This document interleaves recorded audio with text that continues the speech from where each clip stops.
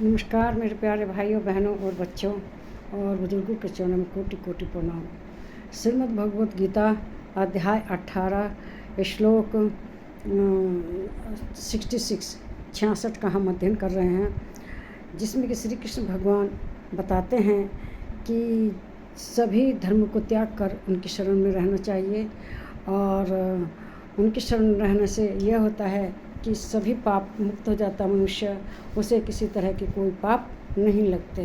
तो श्री कृष्ण भगवान श्रीमद् भगवत गीता के अध्याय 18 में और श्लोक 66 में अर्जुन को क्या बता रहे हैं यह हमें देखना है।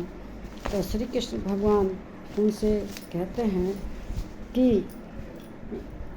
मन से मेरा पूजन और मेरी शरण में रहो।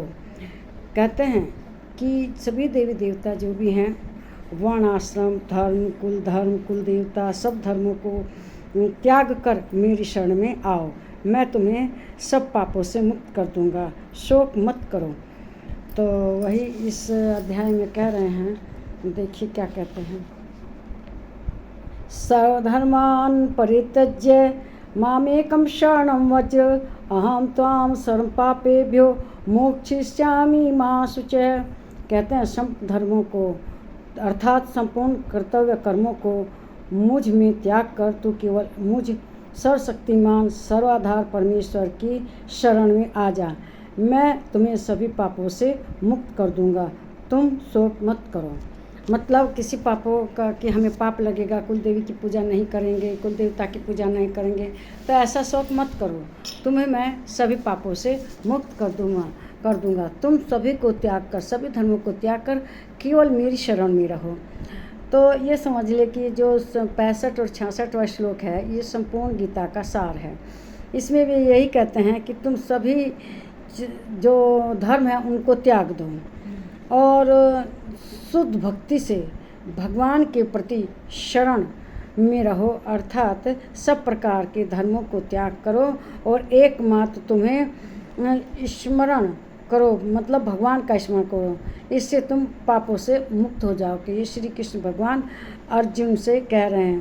कहते हैं कि सभी देवी देवता वर्ण आश्रम धर्म कुल देवता सब धर्मों का त्याग कर दो और उनको सब त्याग कर मेरी शरण में आओ, मैं तुम्हें सभी पापों से मुक्त कर दूंगा, शोक मत करना।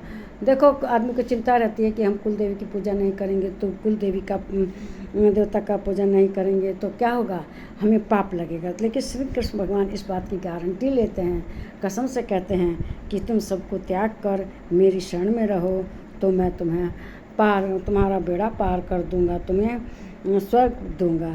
कहते हैं कि सभी धर्मों का त्याग करो, मेरी शरण में आओ, मैं समस्त पापों से तुम्हारा उद्धार कर दूंगा, तुम चिंता मत करो। सब धर्मों का त्याग कर जो पाप लगेगा उसकी चिंता मत करो।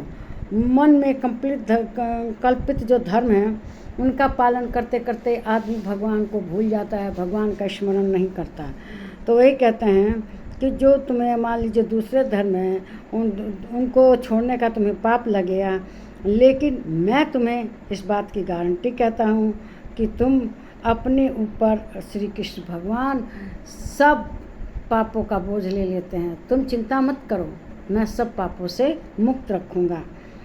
जैसे सामान्य व्यक्ति को तो संदेह होता सकता है, लेकिन जो सर्वशक्ति भगवान पर मनुष्य को संदेह नहीं करना चाहिए।